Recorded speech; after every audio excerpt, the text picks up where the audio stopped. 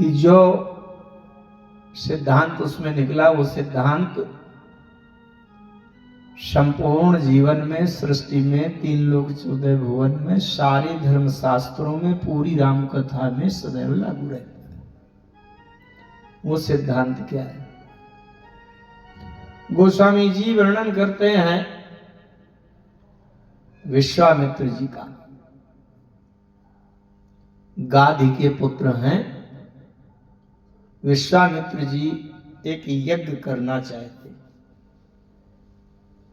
उस यज्ञ को देख करके निशाचर जाकर के उसमें षड्यंत्र करते हैं। यही सबसे बड़ा संघर्ष है इस सृष्टि में, धर्म और अधर्म। वो सृष्टि का संघर्ष सदैव चलता रहेगा जब तक सृष्टि रहेगी तब तक। जिस प्रकार से दिन के बाद रात, जन्म के साथ मृत्यु, धर्म के साथ अधर्म जुड़ा हुआ है। विश्वामित्र जी जब यज्ञ करते हैं, देखत यज्ञ निशाचर धावही, करहि उपद्रव मुनि दुख पावही। गाधी तनय मन चिंता व्यापी, गाधी तनय मन चिंता व्यापी। गाधी तनय मन चिंता व्यापी, गाधी तनय चिंता व्यापी। हरि बिनु मरहि न निश्चर पापी, हरि बिनु मरहि न निश्चर पापी। हरि बिनु मरहि न निश्चर पापी, हरि बिनु मरहि न निश्चर पापी। गाधी तनय मन चिंता व्यापी। गाधी तनय विश्वामित्र जी के मन में चिंता व्याप्त हो गई। यज्ञ कैसे पूरा हो, कैसे संपन्न हो।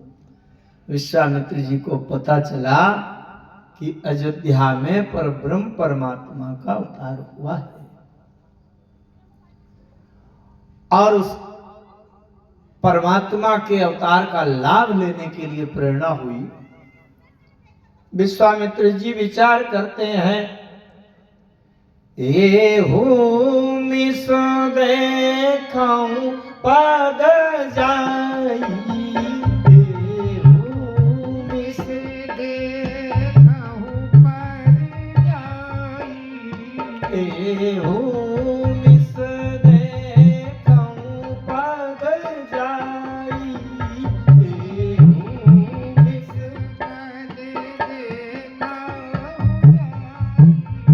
करी बिनती आनऊ दो भाई, करी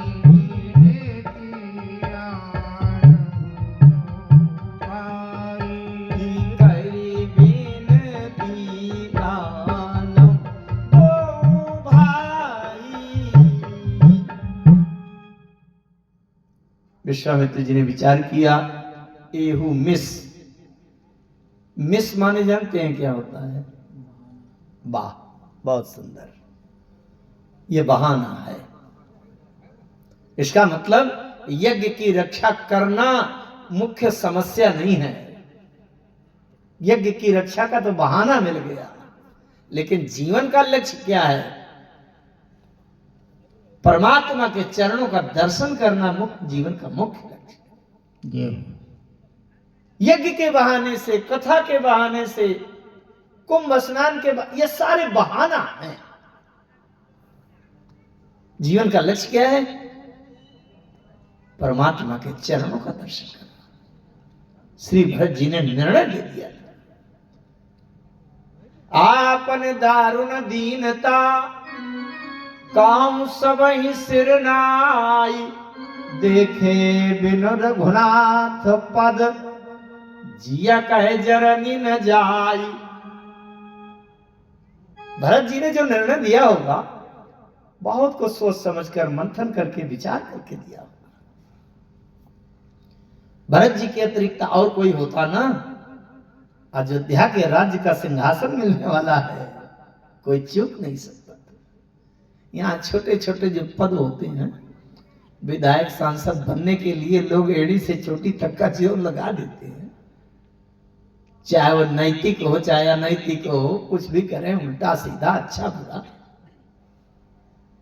लेकिन वो अयोध्या का सिंहासन मिलने वाला। और अयोध्या के सिंहासन का दशरथ धन लख धनद लजाई।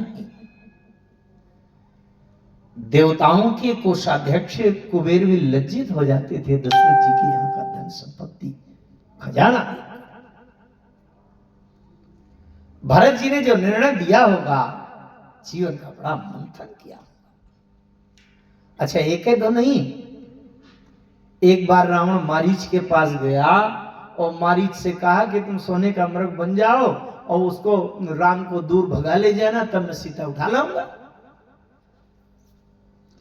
मारीच ने समझाने का प्रयास किया, लेकिन रावण ने क्रोध से कहा, मूढ़ कहीं के मुझे सिखा रहा है, गुरु जी में मूढ़ कर ही मम बोधा। उसने समझ लिया मारीच ने कि मार डालेगा दुष्ट, इसलिए मारीच ने कहा कि अब मैं प्रभु के चरण दर्शन करने के लिए जाऊंगा। निज परम प्रीतम देख लोचन सुफल कर सुख पाए। भगवान के चरण का दर्शन जिसको हो जाए, समझ लीजिए जीवन का वो अंतिम फल। चाहे जितनी कोई साधना करे, तपस्या करे, यज्ञ करे, मंदिर बनावे, खूब धर्मशाला बनावे, लेकिन भगवान के चरण अगर नहीं मिले हैं तो ये सब बीच का अभ्यास है, किसी काम का नहीं। बहुत बड़े बड़े दान करेंगे ना, दान करने से अगला जन्म मिल जाएगा, आपको राजा बन जाएंगे, आप रईस बन जाएंगे। यज्ञ करेंगे तो देवत्व प्राप्त हो जाएगा, देवता बन जाएंगे आप। लेकिन जीव का जब भी मोक्ष होगा, कल्याण होगा, तो राम जी के चरणों से ही होगा। अब यहां तो बहुत ऐसा लग रहा है कि मानस से ज्यादा रुचि नहीं है, लोगों की जानकारी कम है, लेकिन मैं तो रामचरितमानस के एक एक अक्षर, एक एक शब्द को देखने का प्रयास करता हूं। जानते हैं, जब राम जी गए गंगा के किनारे, वो केवट से कहा नाव ले आओ, और केवट नहीं ला रहा। केवट ने शर्त क्या रखी? यहां गरज तो राम जी की थी, केवट ने शर्त ये रखी कि जाओ प्रभु पार अवश्य गा चाहू, तुम मोहि पद पद्म पखारन कहू। मार्मिक बात थोड़ी सी देखेंगे, मैं उसी प्रसंग पर चलूंगा। केवट को यह डर लग रहा था कि इनके चरणों में, धूल के कण में ऐसा कुछ जादू है कि जो पत्नी बना देता है, स्त्री को बना देता है। क्योंकि एक पत्थर में चरणों की धूल का स्पर्श कराया था, तो वो अहिल्या ऋषि पत्नी बन गई थी। तो केवट को यह डर लग रहा है कि कहीं इनके चरणों में धूल के कण चिपके होंगे, मेरी नाव को स्पर्श कर देंगे, तो मेरी नाव भी ऐसे ना हो जाए तरनी मुनि घरनी हो जाए, बाट पर है मोरी नाव उड़ाई, तब तो बर्बाद हो जाऊंगा। क्यों? क्योंकि यही प्रतिपालऊ सब परिवारू, नहीं जानऊ कछु और खबर। यही प्रतिपालऊ सब परिवारू, नहीं जानऊ कछु और गवारू। नहीं जानऊ कछु और खबर। और दूसरा कोई व्यापार जानता नहीं हूं, कैसे गृहस्थी चलेगी। तो इसलिए केवट ने कहा कि एक तो प्रभु, कोई जरूरी नहीं है कि आप गंगा के उस पार जाएं, इसी पार बने रहिए, यहीं बैठे रहिए 14 साल तक, बढ़िया रहेगा, मैं आपकी सारी सुविधा सेवा करूंगा। राम जी ने कहा नहीं नहीं, वो तो जाना पड़ेगा, जरूरी है। तो केवट ने एक बात रखी कि अगर महाराज जाना है तो एक ही शर्त है, जो प्रभु पार अवश्य गा चाहू। अवश्य गा चाहू में यही बात छिपी है। अवश्य गा चाहू माने अगर जाना जरूरी ना हो तो यहीं बैठे रहिए, आप क्यों पार जा रहे हैं। अब अगर अवश्य गा चाहू, जाना बहुत जरूरी हो आपका, तो फिर एक ही शर्त है, मुझ पद पदुम पखारुम कहो, मुझे आप अपने चरण धोने के लिए कहिए महाराज। बात सुनकर बड़ा आश्चर्य होता है। मैं एक उदाहरण दे रहा हूं जिससे सरलता से बात समझ में आएगी। अगर आप कहीं किसी के सवारी वाली गाड़ी से जाना चाहते हैं, किसी ऑटो में, टेम्पो में, बस में बैठकर जाना चाहते हैं, आप बाजार में गए हैं, लौटकर गांव आना है अपने, आपके पास निजी गाड़ी नहीं है अपनी, तो किसी ऑटो टेम्पो में आना है, तो वहां दो बातें होंगी। अगर ऑटो वाला ये चाहता है कि मुझे दो सवारी, एक सवारी और मिल जाए 25 रुपया के वो आमदनी के लिए, तो अगर आपके पैरों में गंदगी लगी है, कीचड़ लगा है और ऑटो वाले की गरज है, और आप कहेंगे भैया बैठ तो जाता तुम्हारे इसमें, लेकिन तुम्हारी गाड़ी बड़ी साफ सुथरी है, मेरे पैरों में कीचड़ गंदगी लगी है, मैं बैठूंगा तो तुम्हारी गाड़ी गंदी हो जाएगी। तो अगर ऑटो वाले की गरज है तो वो तो कहेगा अरे आप तो बैठ लो, मैं धो लूंगा अपनी गाड़ी, आप तो बैठो, जय हो। है कि नहीं। लेकिन अगर ऑटो वाले को सवारी लेने की गरज नहीं है, हमें गरज है कि हमें कोई साधन मिल जाए, अपने गांव पहुंच जाए, और हम उससे कहें भैया हमको भी लिवाए चलो, तो गाड़ी वाला कहेगा सुनो तुमको लिवा तो जाता, लेकिन तुम्हारे पैरों में गंदगी लगी है, मेरी गाड़ी गंदी कर दोगे, मैंने बिठाऊंगा तुमको। अगर गाड़ी में बैठना है तो अपने पांव साफ करके, धो करके, पोंछ करके आओ, तब बैठो। बात समझ में आ रही। जब राम जी नाव मांग रहे हैं तो गरज किसकी थी? राम जी की ना, राम जी की गरज थी। और केवट को डर लग रहा है कि इनके पैरों में कुछ ऐसा लगा है जादू की धूल के कण कि मेरी नाव गड़बड़ हो सकती है। तो केवट को कहने चाहिए महोदय मैं बैठा तो लूंगा, लेकिन अपने पांव धो करके, साफ करके, मोजा पहन के आओ, कहना चाहिए कि नहीं। लेकिन मैं देखूंगा बैठते समय अगर धूल का एक भी कण आपके पैरों में चिपका होगा तब तक मैं नाव में नहीं बिठाऊंगा, तो अपने पांव धो करके आओ। केवट को कहना चाहिए कि नहीं, क्योंकि गरज राम जी की है, राम जी धोते आते। लेकिन केवट ये क्यों कह रहा है कि जो प्रभु पार अवश्य गा चाहू, तुम ही पद पदम पखारन काहू। ऐसा कोई नाव वाला होगा कि उसके पैरों में बड़ा खतरनाक कुछ पदार्थ लगा है और वो नाव वाला कह रहा है कि मुझे कहिए तो मैं धोऊंगा। कथा चाहे जहां घूमे, बात चाहे जैसे कही गई हो, मित्रों बहुत ध्यान से समझना। जीव का कल्याण केवल एकमात्र राम जी के चरणों से होना है और कहीं से नहीं होना। केवट की यह नियत है। विनय पत्रिका का एक पद है, गोस्वामी जी ने लिखा, क्योंकि मैं तो गोस्वामी जी के साहित्य के सभी ग्रंथों पर चर्चा करता हूं। गोस्वामी जी लिखते हैं तू दयाल दीन हो तो दानी हो, भिखारी हो प्रसिद्ध पात की तो पाप पुण्यहारी। नाथ तू अनाथ को अनाथ कौन मोसो, मोस मन आरती नहीं आरती हर तो सो। ब्रह्म तू हव जीव तू है ठाकुर हूं चेरो, तात मातु गुरु सखा तू सब विधि तुमेरो। त्वहि मोहिनाते अनेक मानिए जो भावे, ज्यों त्यों तुलसी कृपालु चरण शरण पावे। गोस्वामी जी कहते हैं प्रभु मेरे जीवन का निशाना है कि आपके चरण मिल जाएं, बस चाहे बड़ा बन करके मिले चाहे छोटा बन करके मिले। मनु जी ने भी कहा था, मनु जी ने राम जी से कहा कि पुत्र तो तुम्हारे जैसा हो। भगवान ने, राम जी ने कहा तो मैं ही आऊंगा पुत्र बन करके। मनु जी महाराज ने कहा महाराज आप ही आओ तो आओ, लेकिन सो तो विषय तब पद रति हो, आपके चरणों से मेरा मन अलग ना हो, क्योंकि जीव का कल्याण परमात्मा के चरणों से है। केवट में भी कोई भी कथा हो, उल्टी हो सीधी हो, लेकिन केवट का मतलब है मुझे राम जी के चरण मिल जाए। एक श्लोक आता है उसमें बालकांड में, मंगलाचरण में, यत् पाद प्लवमेकमेव हि भवाम्भोधे स्थितिर्खावताम। तात्पर्य क्या है?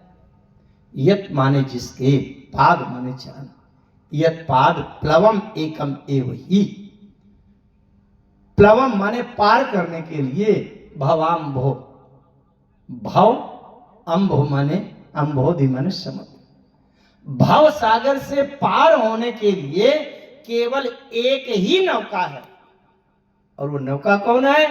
यत् पाद, जिनके दोनों चरण, आप चरण के अपने पैरों के तलवों को दोनों को मिलाइए तो बीच में इतनी सी जगह बन जाती है जो नौका की तरह होती है। उसी के बीच में जीव अगर स्थित हो जाए तो जीव का बेड़ा पार हो जाता।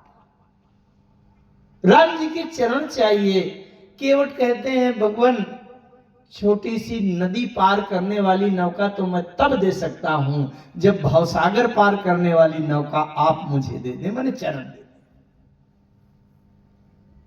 आज की कथा का केंद्र है भगवान के चरण। विश्वामित्र जी ने, अब आइए उसी में चले, बहुत अभी प्रसंग है। विभीषण जी जब लंका से निकल करके आए, राम जी की शरण में आ रहे थे, उस समय राम जी के चरणों की याद आ रही थी। जे पद पर सितारी ऋषि नारी, जे पद पर सितारी, जे पद पर सितारी ऋषि नारी, जे पद पर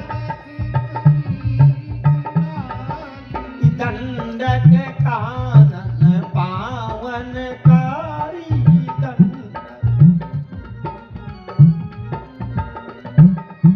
जे पद जनक सुता उरलाए, कपट कुरंग संग धरि धाये, हर उर सर सरोज पद जेई, हर उर सर, अहो भाग्य मैं देखी हूँ तेरी, अहो भाग्य मैं। जे चरण की पादुका बरत रहे मन लाए, चरणों का ध्यान चलना, क्योंकि जीव का भवसागर से पार होना केवल राम जी के चरणों के सहारे से। विश्वामित्र जी ने विचार किया, मैं उसी प्रसंग पर आऊं। एहू मिस देखो पद जाई, मिस माने बहाना, यज्ञ की रक्षा का बहाना मिल गया और जाकर के भगवान के चरणों का दर्शन कर आऊं। करी बिनती आनऊ दो भाई, विनती करके दोनों भाइयों को लिवा। किसी ने विश्वामित्र जी से कहा, महर्षि जब आपका लक्ष्य है कि भगवान के चरणों का दर्शन करना, तो जाकर के चरणों का दर्शन कर जाइएगा, उनको लिवा लाने की क्या आवश्यकता है? विश्वामित्र जी ने कहा, चरणों का दर्शन करने से तो मेरा कल्याण होगा। जो व्यक्ति संसार में केवल अपना कल्याण करने का उद्देश्य लेकर के आचरण करे, वो एक सामान्य व्यक्ति होगा, सामान्य मनुष्य होगा। लेकिन जो दूसरे का कल्याण करने के लिए सोचे, वही विश्वामित्र होगा। विश्वामित्र शब्द का अर्थ होता है विश्वस्य मित्रा, स विश्वामित्र, पूरे विश्व का मित्र।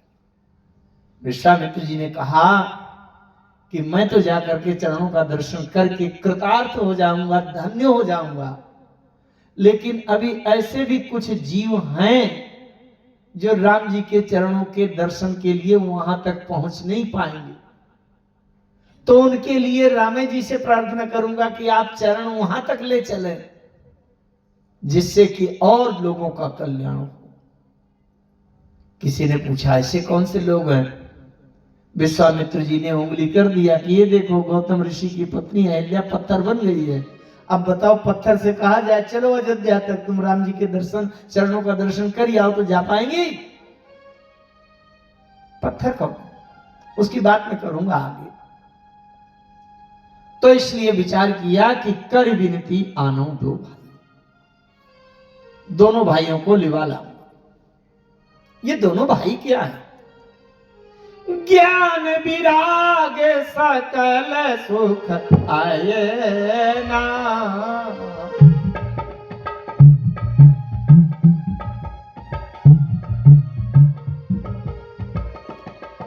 सो प्रभु मैं देखब भरी नयना,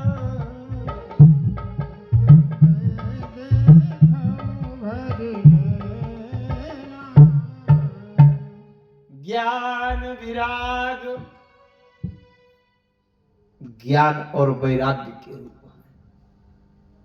एक बात मैं और बता दूं आपको, राम कथा को कहानी मत समझना, कहानी नहीं है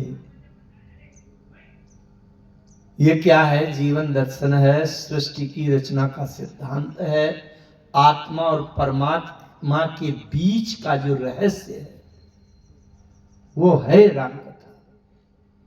ज्ञान विराग, राम जी ज्ञान, लक्ष्मण वैराग्य, इनका जोड़ा होता है।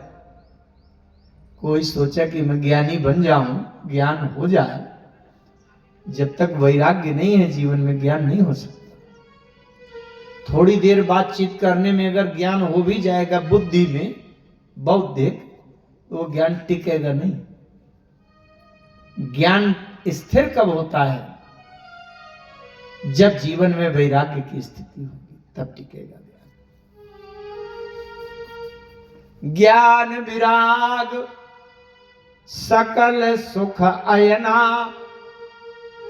एक एक शब्द समझें अगर। सकल सुख अयना, अयन माने घर, अयन माने घर होता है। तो ज्ञान विराग सकल सुख अयना, अयन माने घर, यहां घर है, यहां दर्पण नहीं। आपका कहना वो भी ठीक है, आईना से बना वो आईना, यहां दर्पण का अर्थ नहीं, यहां आयन माने घर। ज्ञान और वैराग्य सारे सुखों का घर है। इस सभा पंडाल में मैं अगर पूछूं कितने लोग ऐसे हैं जो सुख पाना चाहते हैं, शायद सबके हाथ उठेंगे। अगर सुख पाना चाहते हैं तो मानस में रामायण में साफ साफ कह दिया गया, ज्ञान विराग सकल सुख अयना, सारे सुखों का घर है ज्ञान और वैराग्य।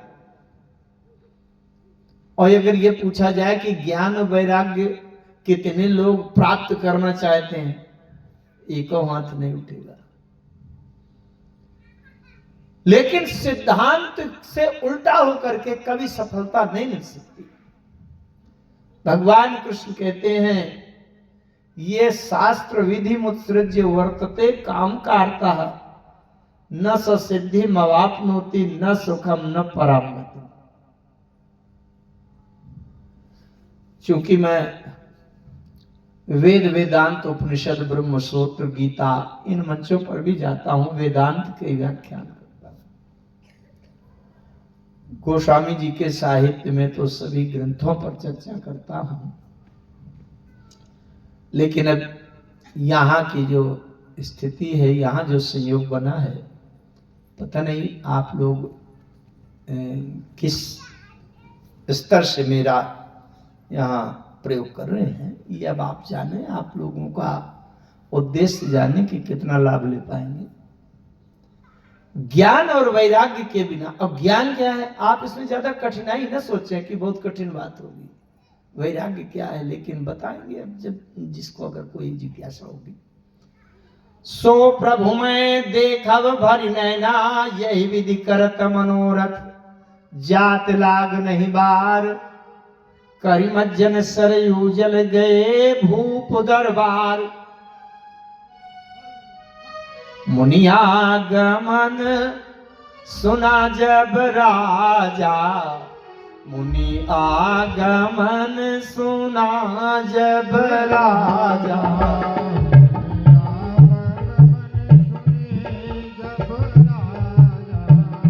मुनि आगमन, सुना जब राजा मुनि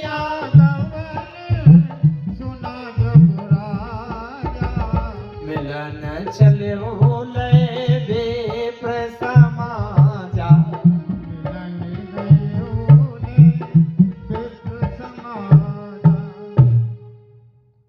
चले आए, विश्वामित्र जी को महलों में लिवा गए, उनके चरणों को धोया, चरणोदक लिया, भोजन करवाया, विश्राम करवाया। और विश्राम होने के बाद महाराज दशरथ जी हाथ जोड़कर खड़े हो गए विश्वामित्र जी के समक्ष। के ही कारण आगमन तुम्हारा, काहू सो करतन लावूं बारा। के ही कारण आगमन तुम्हारा। आय मुनिवर, आपका आगमन हुआ है तो किसी न किसी कारण से हुआ होगा, कोई न कोई उद्देश्य लेकर आए होंगे। अच्छा, एक बात है, विश्वामित्र जी अयोध्या 2 बार गए। एक बार तब गए थे जब महाराज हरिश्चंद्र जी राजा थे, तब गए थे। और ये विश्व विदित घटना है कि विश्वामित्र जी ने महाराज हरिश्चंद्र जी से पूरा उनका राज्य को सब कुछ ले लिया था दान में। दान देने के बाद दक्षिण संगीता दी जाती है। संगीता माने वही साक्ष्य है कि इन्होंने दान दिया है, दक्षिणा दी। संगीता की पूर्ति के लिए उनके पास कुछ बचा नहीं था, जो था सब पहले दान दे चुके थे। संगीता के लिए उन्होंने 60 बार सोना मांगा। हरिश्चंद्र जी ने कहा अब तो कुछ बचा नहीं है, मेरा शरीर बचा, यही जाके बेच दो। हरिश्चंद्र जी, उनकी रानी पत्नी तारामती और 8 वर्ष का बालक रोहित, ये तीनों लेकर के तीनों गए और काशी में अपने अपने शरीरों को बेच दिया। आप विचार करें, थोड़ी सी कल्पना करें, वो तो चक्रवर्ती सम्राट थे, इतने बड़े राजा थे। हम आप लोग जो साधारण से साधारण व्यक्ति हो, वो अपने जीवन में एक वाक्य कह नहीं पाएगा, उसका हृदय फट जाएगा। क्या अपनी पत्नी को लेकर बाजार में खड़ा करें और आप कह सकते हैं क्या कि मेरी पत्नी बिकाऊ है, जरा बोली लगाओ कौन कितने की खरीदेगा? ये कहने की अगर नौबत आ जाए तो व्यक्ति मृत्यु को वर्ण कर लेगा, लेकिन ये वाक्य नहीं बोल सकता कोई। महाराज हरिश्चंद्र जी के बारे में आप विचार करो, काशी में जाकर के जब महाराज हरिश्चंद्र जी ने कहा होगा कि ये मेरी रानी बिकाऊ है भैया, कौन कितने की खरीदेगा, लगाओ बोली, हरिश्चंद्र जी के हृदय को कैसे धैर्य बंधा होगा। छोटा सा पुत्र बालक 8 साल का, ये भी बिकाऊ, मेरा शरीर भी बिकाऊ। किसी के शरीर को कोई अगर खरीद ले तो फिर उसका ये भी अधिकार नहीं कि मैं क्या खाऊंगा, कहां बैठूंगा, क्या काम करूंगा कि नहीं करूंगा। उसका ये भी अधिकार नहीं, क्योंकि खरीदे जा चुके हैं। जो खरीदने वाला जो कहेगा वही खाना पड़ेगा, वही रहना पड़ेगा, वही बैठना पड़ेगा। हरिश्चंद्र जी के समय में विश्वामित्र जी गए थे और ये विश्व विदित घटना है। एक दिन क्या हुआ, रोहित को सर्प ने डस लिया, रोहित की मृत्यु हो गई, 8 साल के बालक की। तारामती अपने पुत्र को लेकर के जब मरघट में गई कि इसका अंतिम संस्कार कर दूं, वहां हरिश्चंद्र जी की ड्यूटी लगी थी। हरिश्चंद्र जी को खरीदने वाले उस डोम ने कहा था कि यहां जो कोई भी ये सब जलाने आवे उससे टैक्स लेते जाना, वसूल करके मुझको देना। हरिश्चंद्र जी ने जब देखा पुत्र की मृत्यु हो गई, पिता की भावना से तो हृदय से बड़ा करुण रस जागा, आंसू बहने लगे। तारामती ने सोचा कि पति देव भावुक हो गए हैं, चलो अंतिम संस्कार कर लूं। हरिश्चंद्र जी ने कहा नहीं, बिल्कुल नहीं, वो मेरा कर्तव्य है और बिना कर लिए, टैक्स लिए बिना मैं सौदाह की अनुमति नहीं दे सकता। तारामती के पास कुछ तो था नहीं, वो भी तो बिक चुकी थी। उन्होंने कहा प्राणनाथ, ये जो वस्त्र पहने हूं इसी का आधा टुकड़ा काट के आपको टैक्स के रूप में दे रही हूं। जब ये स्थिति आई, मार्कंडेय पुराण में बात लिखी है, जब ये स्थिति आई तो स्वर्ग से समस्त देवता, ऋषि, मुनि, चारण, सिद्ध, चारण, गुह्यक ये सब उतर ही आए मनुष्य का रूप बना करके। हरिश्चंद्र जी से कहा महाराज आपको बड़ा कष्ट हुआ, बड़ा दुख हो रहा है। हरिश्चंद्र जी ने कहा दुख काहे का, क्या कष्ट हुआ? अरे बोले आप इतने बड़े राजा चक्रवर्ती और ऐसी स्थिति आ गई कि आपको अपना शरीर बेच देना पड़ा। यहां तो 10,000 रुपया अगर कहीं नुकसान हो जाए तो 1 हफ्ते तक भोजन नहीं अच्छा लगता है ना? और आपका इतना बड़ा राज्य चला गया, इतने बड़े राजा, और आप शरीर बेच देने के लिए विवश हो गए। अब वो भी बेचने तक अंत नहीं है, आपकी पत्नी कहीं बिक गई, आप कहीं बिक गए, पुत्र को सरपंच काट लिया, अब पुत्र के अंतिम संस्कार में आपके पास देने के लिए कुछ कर नहीं है, टैक्स नहीं है, इतने विवश हो गए। हरिश्चंद्र जी ने एक बात कही कि ये बताओ महापुरुषों कि मेरे पास कुछ बचा है कि नहीं? उन्होंने कहा हाँ, आपके जीवन में केवल सत्य धर्म बचा है।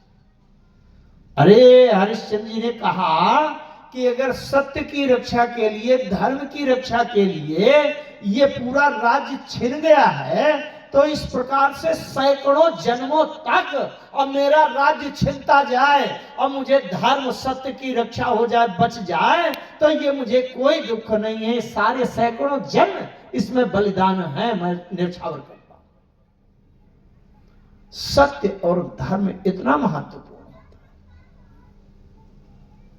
विश्वामित्र जी एक बार हरिश्चंद्र जी के समय में अयोध्या गए थे और दोबारा रामचंद्र जी के समय में अयोध्या गए। ऐसा लगता है कि चंद्र नाम से विश्वामित्र जी का संयोग बनता है।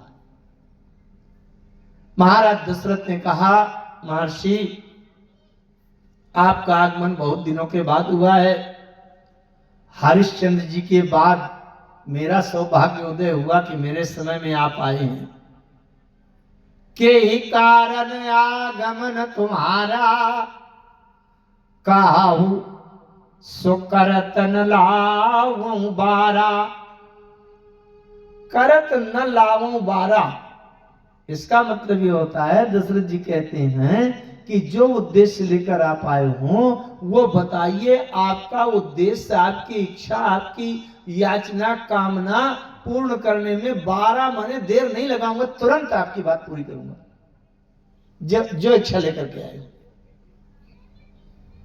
विश्वामित्र जी ने कहा असुर समूह सतावहि मोहि,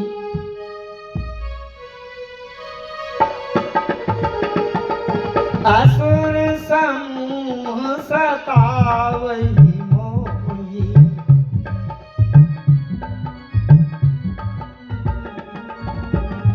असुर समूह सतावहि मोहि, असुर मैं जाचन आयूं नृप तोहि। मैं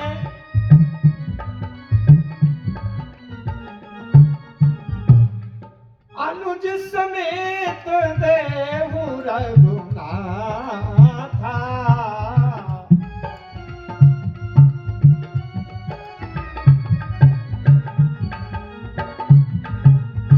निश्चर बध में होग सनाता।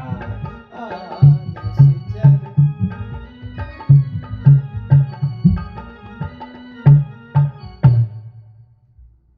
विश्वामित्र जी कहते हैं, असुर समूह सतावहि मोहि, मुझे निशाचर असुर सता रहे हैं, इसलिए मैं जाचन माने मांगने के लिए आया हूं। दशरथ जी ने मन ही मन सोचा कि ये तो पता है, जब भी आप आते हो मांगने के लिए ही आते हो।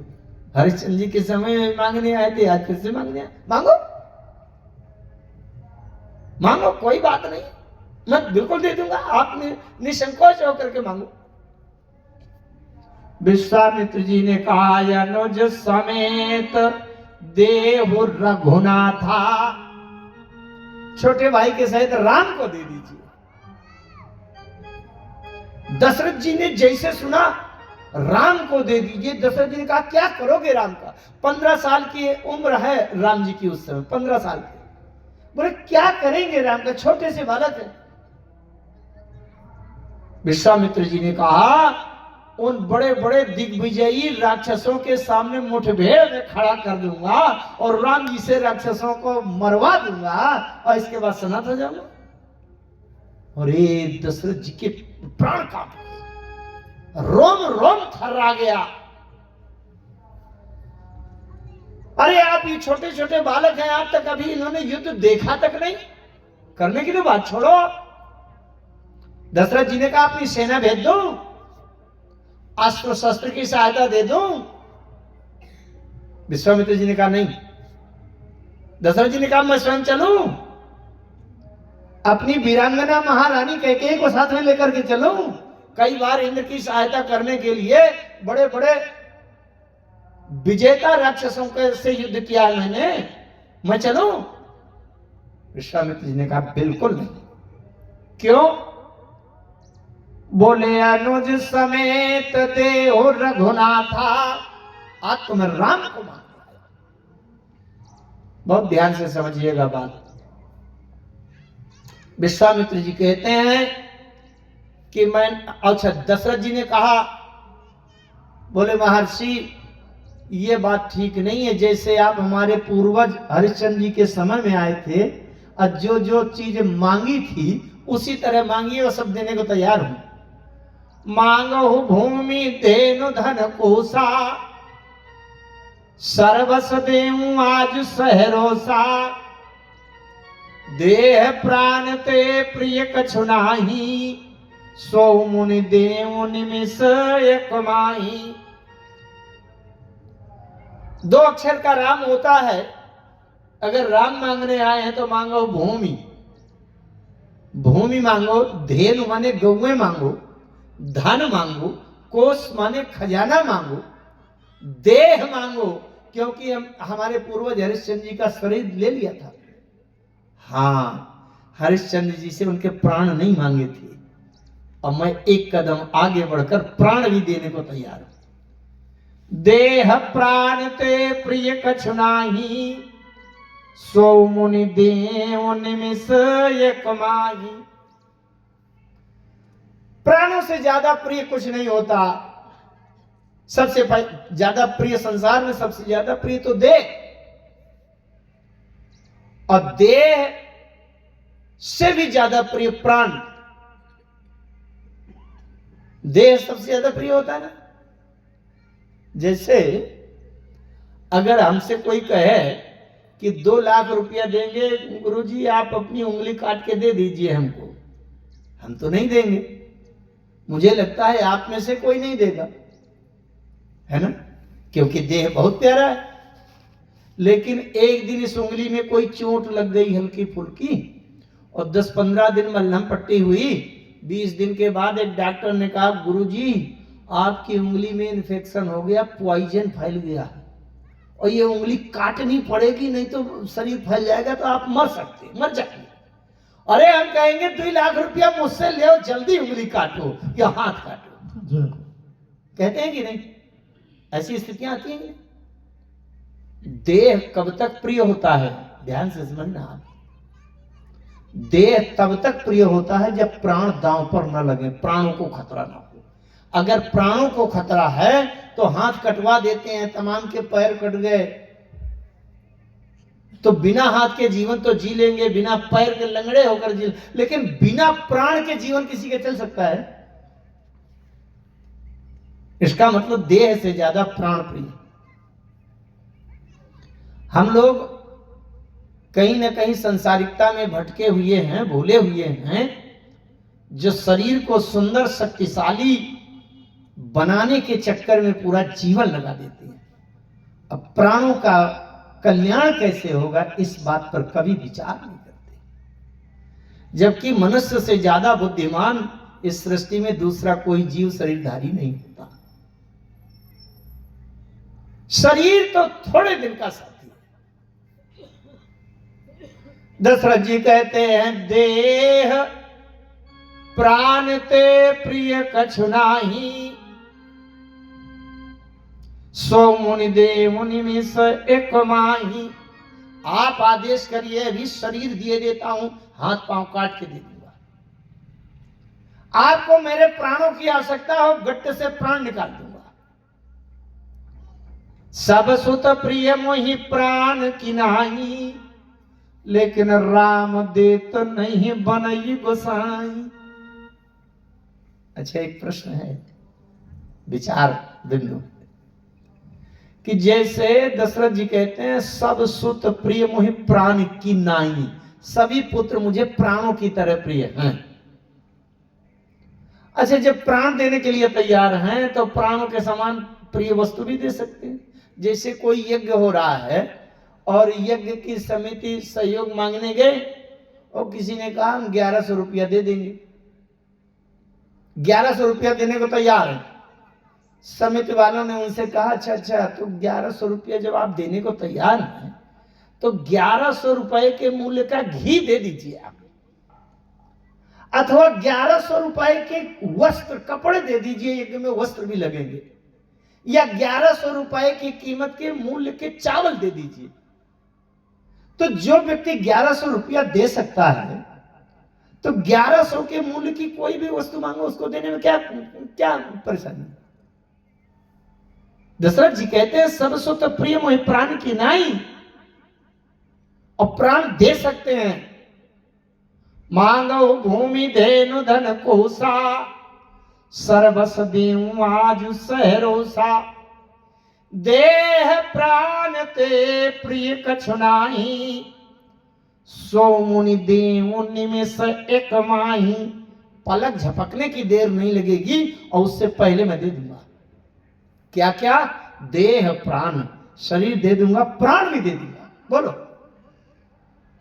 तो जब प्राण दे सकते हैं, सब सुत प्रिय मोहि प्राण की नाई, तो राम देत नहीं बने गोसाई।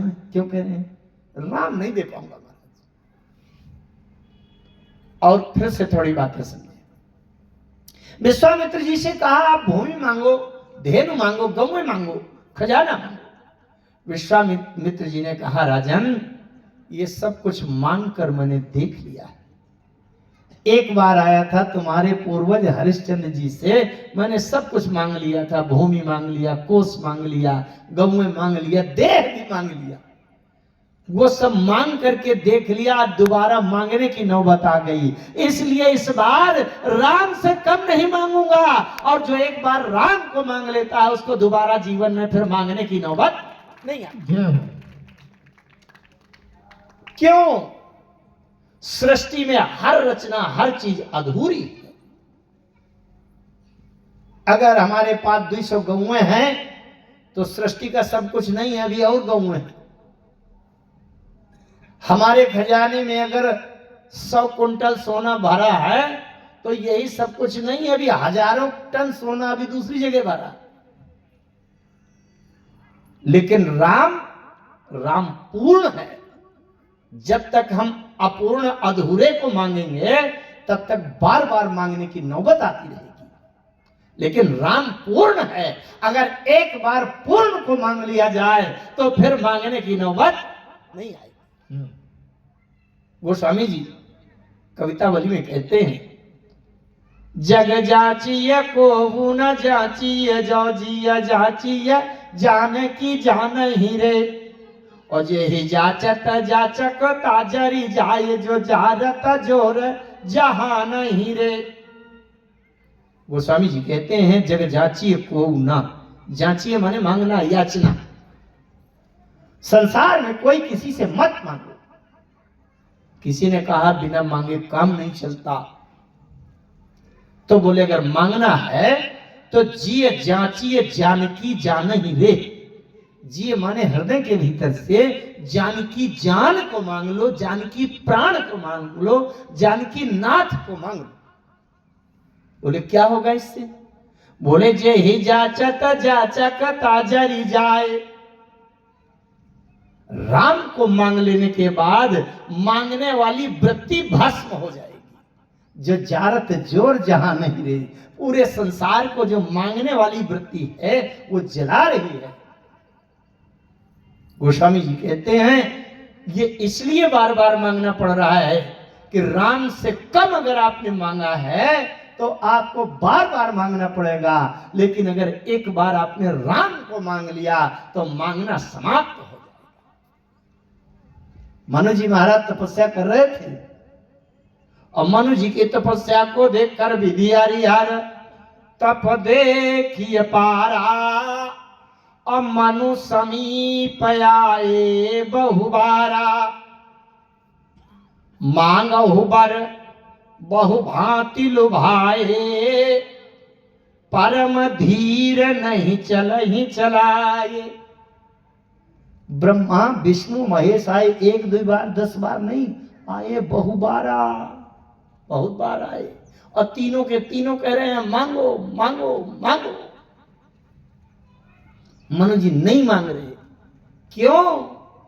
इसलिए नहीं मांग रहे कि राम के अलावा सब अधूरे हैं। अगर इनसे भी मांग लूंगा तो फिर बार बार मांगना पड़ेगा, इसलिए मैं तो उसी को मांगूंगा जिससे ये मांगते राम को।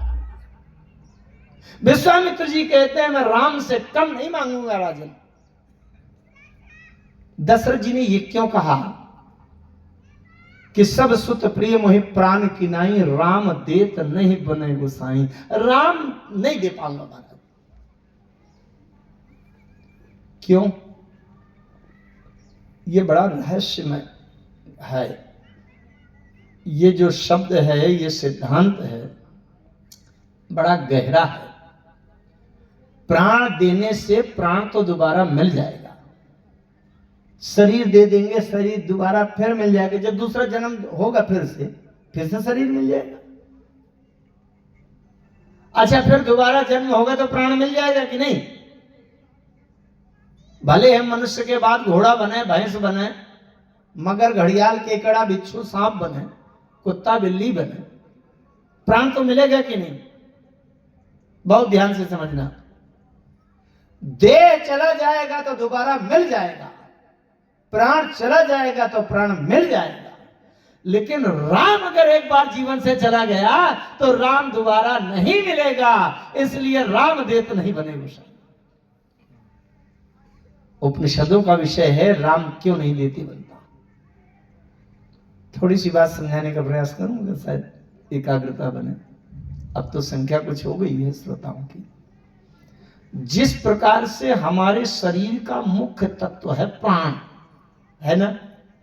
अभी मैंने उदाहरण बताया, किसी कारण से अगर हाथ कटता हो तो कट जाए लेकिन प्राण बच जाए, क्योंकि प्राण के बिना सब बेकार। इसी प्रकार से प्राणों के भीतर भी एक प्राण तत्व रहता है कि अगर वो ना हो तो उसके बिना प्राण भी बेकार है। समझ गए? गोस्वामी जी लिखते हैं अयोध्याकांड में वशिष्ठ जी ने कहा था, यहां विश्वामित्र जी की बात चल रही है, वहां वशिष्ठ जी ने कहा था, प्राण प्राण के जीव सुख के सुख राम, तुम तजितात सुहात ग्रह, जिनहि तिनहि विधि बाम। हमारे शरीर का मुख्य तत्व है प्राण, और प्राणों के भीतर का मुख्य तत्व है, जो प्राणों का प्राण है, वो है राम। अगर राम को दे दिया जाएगा तो प्राण भी निष्प्राण हो जाएगा, प्राण रहित हो जाएगा, प्राण भी काम नहीं करेगा। इसलिए दशरथ जी कहते हैं कि प्राण चाहो तो ले लो, परंतु राम नहीं दे सकता।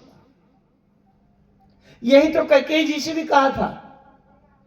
कैकेयी जी ने जब 14 वर्ष का राम को वनवास मांगा, दशरथ जी ने कहा सुनो महारानी, राम के वनवास का परिणाम यह होगा कि मेरे प्राण निकल जाएंगे, जीवन मोर राम बिनु नहीं। तो राम जी के बिना जीवन नहीं रह सकता। इसलिए अगर तुम मेरे प्राण लेना चाहती हो ना, तो मांगो माथ बही द्यो तो ही, पर राम बिरह जनि मार सिमोही। दशरथ जी कहते हैं राम को नहीं दे पाऊंगा। अच्छा, विश्वामित्र जी से वशिष्ठ जी से शत्रुता चलती थी, पुराणों में कथा आती है, वो कथा तो नहीं बता पाऊंगा, समय बहुत लगेगा। आपको सुनने की जिज्ञासा होगी तो फिर जब आप कहेंगे तो बता भी दूंगा। तो लेकिन विश्वामित्र जी और वशिष्ठ जी में आपस में शत्रुता चलती थी। वशिष्ठ जी ने, वो विश्वामित्र जी ने 18 बार आक्रमण किया वशिष्ठ जी के ऊपर, और वशिष्ठ जी के 100 पुत्रों को मार डाला था। तब से विश्वामित्र जी और वशिष्ठ जी का मिलना नहीं होता। विश्वामित्र जी ऐसे मौके में गए थे राम को मांगने कि वशिष्ठ जिस समय राज्यसभा में सभागृह में वशिष्ठ जी ना हो और वशिष्ठ जी को पता न चलने पावे, अब मैं चुपचाप राम को ले आऊं, क्योंकि वशिष्ठ जी से मेरी शत्रुता है। तो अगर वशिष्ठ को पता चल जाएगा तो वो राम को देने नहीं देंगे, मेरा काम बनने नहीं देंगे, इसलिए चुपचाप लिवा लाऊं। लेकिन राम वह तत्व है जो बिखरे हुए को एक सूत्र में बांध देता है। यह सिद्धांत लंबा है, मैं फिर किसी दिन चर्चा करूंगा। लेकिन जब तक वशिष्ठ जी नहीं आए तब तक विश्वामित्र जी को राम जी को देने के लिए वशिष्ठ दशरथ जी ने हां नहीं किया। मैं नहीं दे पाऊंगा महाराज, राम नहीं दे पाऊंगा। चौथे पन पायो सुतचारी, विप्र वचन नहीं कहे विचारी। आपने सोच समझकर नहीं मांगा महर्षि। हे विप्र, चौथी अवस्था में बुढ़ापे में तो 4 पुत्र केवल मिले हैं, और उसमें भी राम को मांग रहे हैं आप। नहीं दे पाऊंगा। राम देत नहीं बने गोसाई। इतने में वशिष्ठ जी आ गए। अरे विश्वामित्र जी को लगा अरे अब तो वशिष्ठ जी आ गए, अब तो और नहीं दे पाए। वशिष्ठ जी आए, राज्यसभा में देखा कि विश्वामित्र जी बैठे हैं। वशिष्ठ जी ने दशरथ जी से कहा राजन, ये महोदय आए, क्या बात है, बहुत दिनों के बाद आए। दशरथ जी ने कहा हाँ कोई यज्ञ कर रहे हैं। बोले तो? अरे बोले यज्ञ में राक्षस परेशान कर रहे हैं तो कहते हैं राम को दे दूं, राम को मांगने आए। वशिष्ठ जी ने कहा फिर तुमने क्या कहा राजन? अरे बोले महाराज मैं दे सकता हूं क्या? कभी नहीं दे सकता, नहीं दूंगा, मैंने मना कर दिया। चाहे झूठ का आरोप लगे, अपजस लगे, मैं नहीं दे सकता। बात बहुत ध्यान से समझिएगा, यही जीवन का लक्ष्य है। दशरथ जी ने गलत नहीं किया। हम लोग जो पूजा करते हैं, यज्ञ पाठ माला जप तपस्या कुंभ स्नान तीर्थाटन, ये वो जो करते हैं काय के लिए करते हैं? क्या मेरे राम मिल जाए, है ना? सत्य बोलते हैं, क्यों बोलते हैं? धर्म का आचरण करते हैं, क्यों करते हैं? इसलिए कि राम मिल जाए, राम के चरण मिल जाए, राम के चरणों का प्रेम मिल जाए। लेकिन वो सत्य किस काम का, जिस सत्य के चक्कर में राम ही जा रहा हो दूर। दशरथ जी ने कहा मुझे नहीं सत्यवादी बनना, राम नहीं दे सकता। चाहे मेरा सत्य चला जाए और चाहे धर्म चला जाए, जिस राम को पाने के लिए सारे सत्य धर्म के आचरण होते हैं, जब वही राम मेरे हाथ से चला जाएगा, वही राम दूर चला जाएगा, तो उस सत्य को पकड़ कर मैं क्या करूंगा?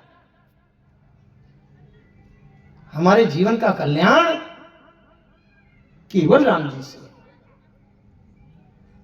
बहुत ज्यादा संसार के चक्कर में न रहिए। मैं बार बार कहा करता हूं प्रत्येक मंचों से, मुझसे भी तमाम लोग कहते हैं अरे महाराज आजकल ये कथा की शैली और हंसी चुटकुला मनोरंजन ज्यादा प्रचलित।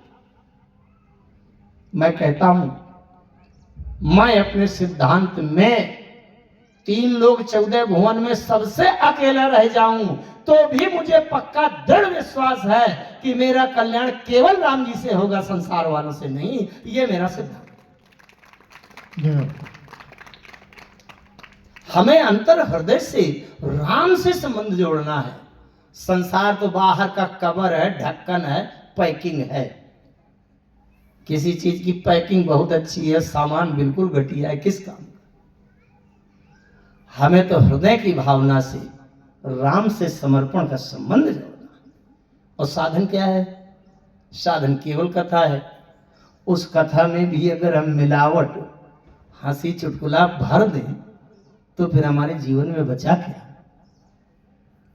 दशरथ जी ने कहा मैंने मना कर दिया, मैंने नहीं दिया। वशिष्ठ जी ने कहा राजन यही गलती हो रही है आपसे, भूल हो रही है। क्यों? जिस यज्ञ से तुमको राम मिले हैं, राम कभी संसार में किसी प्रयास पुरुषार्थ से नहीं मिल सकते। जिस यज्ञ से तुम्हें राम मिले, और अगर यज्ञ की रक्षा के लिए ही कोई मांगने आ गया हो तो राम को देने से मना मत करना। सीधा। और एक बात और है, यज्ञ एक ऐसा चक्र है कि जिसमें कभी घाटा तो होता ही नहीं।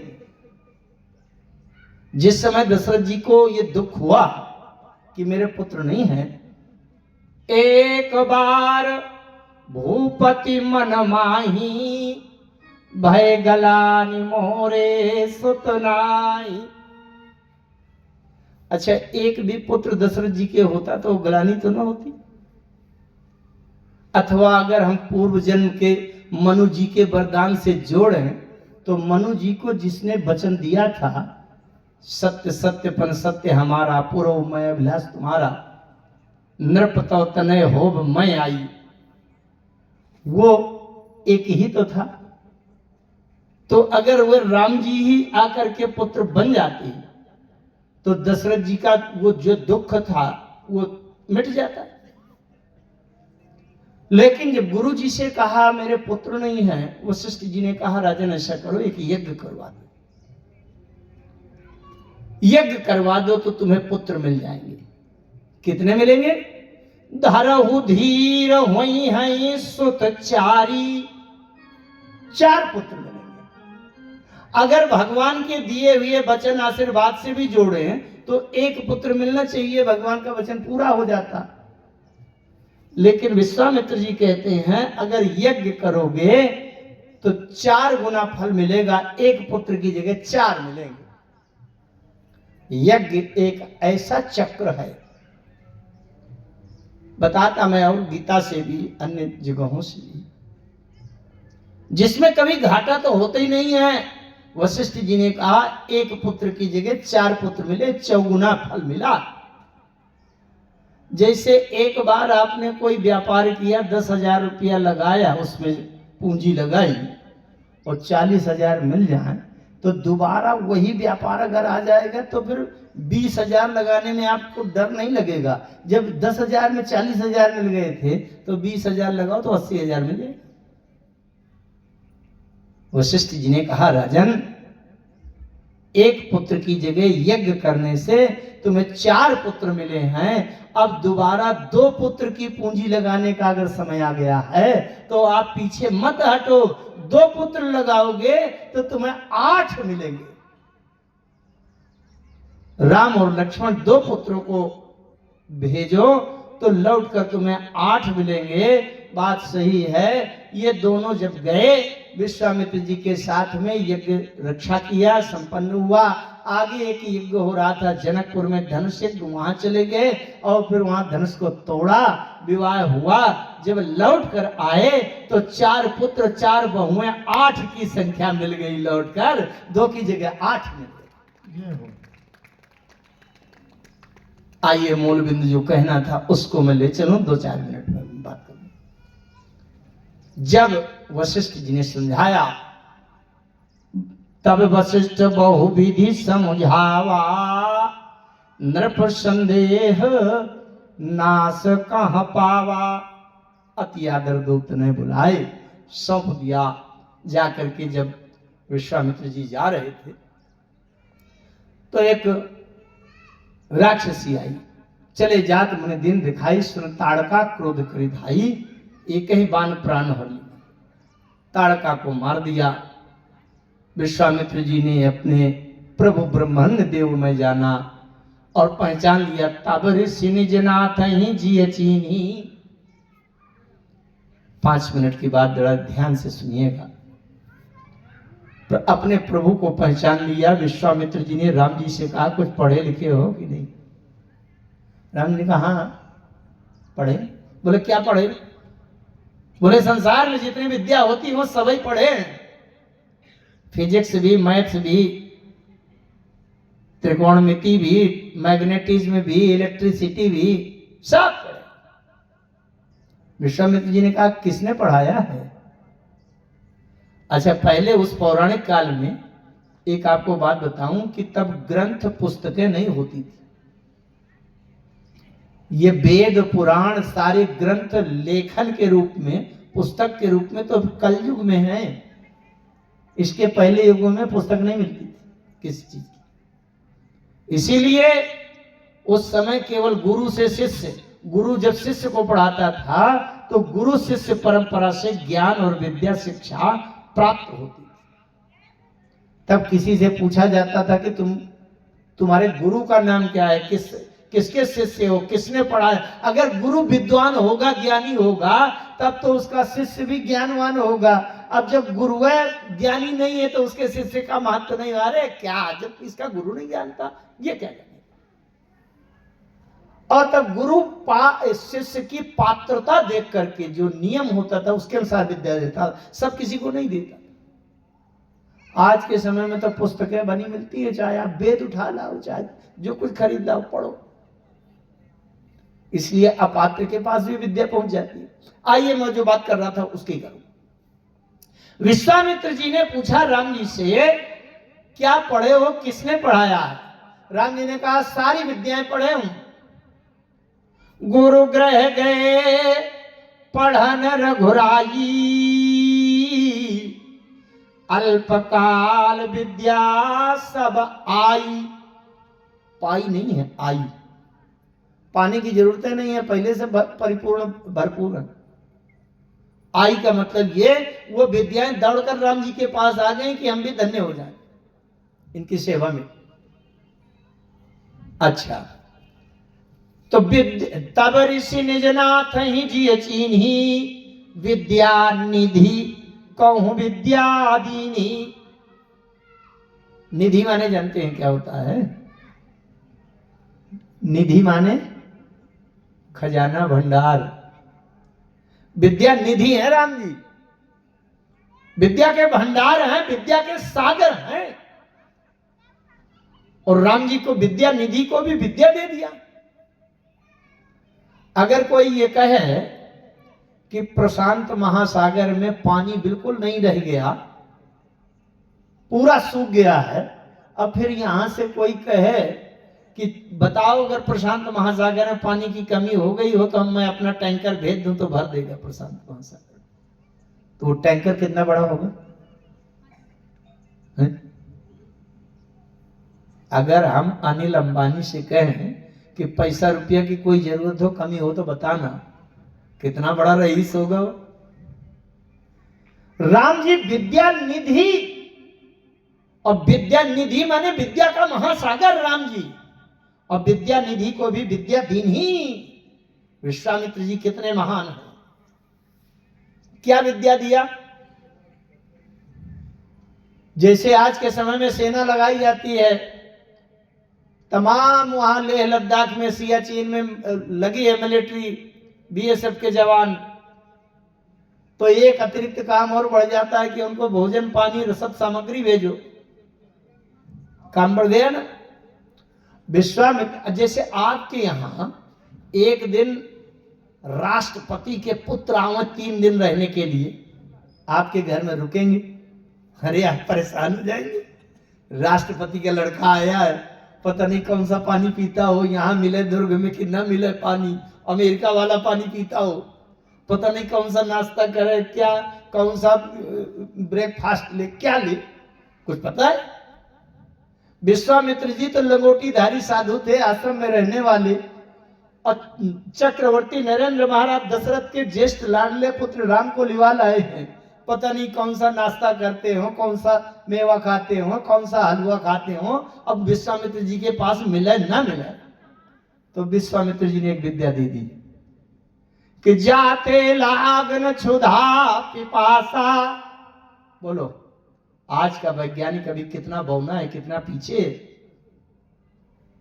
आज के वैज्ञानिक के पास अभी ये युक्ति नहीं है कि बीएसएफ के जवानों को विद्या दे दे तो भूख प्यास बंद हो जाए, भोजन पानी भेजने बंद हो जाए। राम जी की भूख प्यास बंद, कोई व्यवस्था की चिंता नहीं, कोई भार नहीं, जिम्मेदारी नहीं। ऐसे झूठे पूछ लेते कुछ पानी पीने को लाऊं क्या? राम जी ने कहा नहीं, आप तो भूख प्यास बंद ही है। अच्छा, हमारी आपकी भूख प्यास अगर बंद हो जाए 8 दिन के लिए, कमजोरी आ जाएगी। डॉक्टर के पास जाके खड़े होंगे, 8 दिन से बिल्कुल भूख बंद है, प्यासा नहीं लगती, पानी की कमी हो जाएगी शरीर में, प्राण बचाना मुश्किल पड़ जाएगा। किसी ने पूछा, जब राम जी की भूखे प्यास बंद हो गई तो राम जी का बल कम हो गया होगा, कमजोरी आ गई होगी?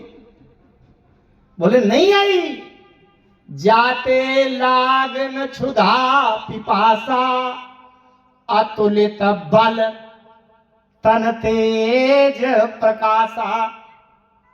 अभी तक तो कुछ राम जी के बल की नाप तौल थी, रही होगी, इतने 1000 हाथी का बल, इतना। आज भी इंजन के लिए हार्स पावर कर देते हैं, 355 हार्स पावर है।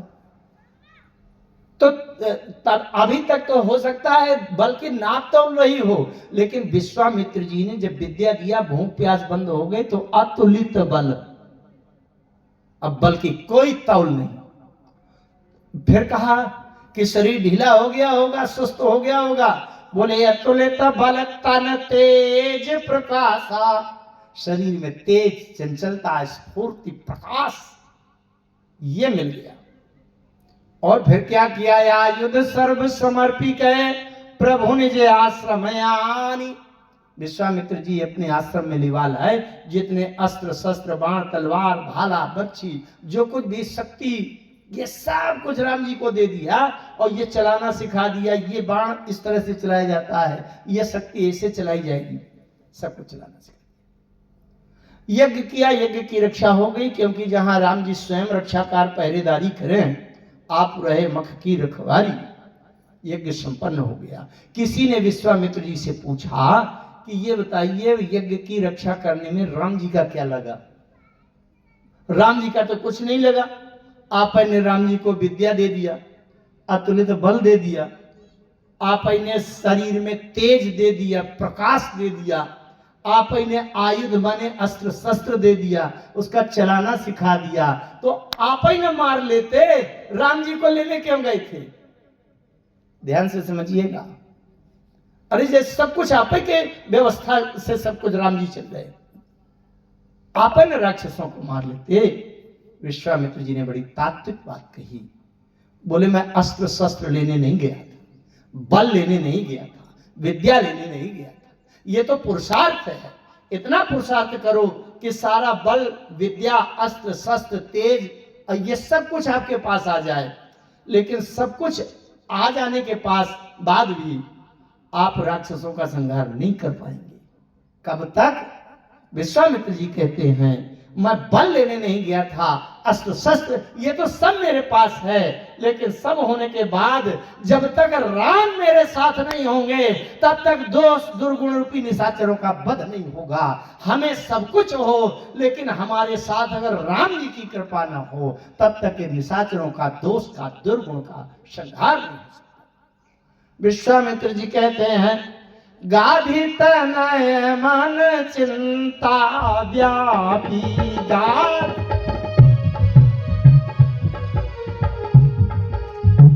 गाधी तनय मन चिंता व्यापी गाधी तनय चिंता व्यापी हरि बिनु मरहि न निश्चर पापी हरि बिनु हरि बिनु मरहि न निश्चर पापी हरि बिनु।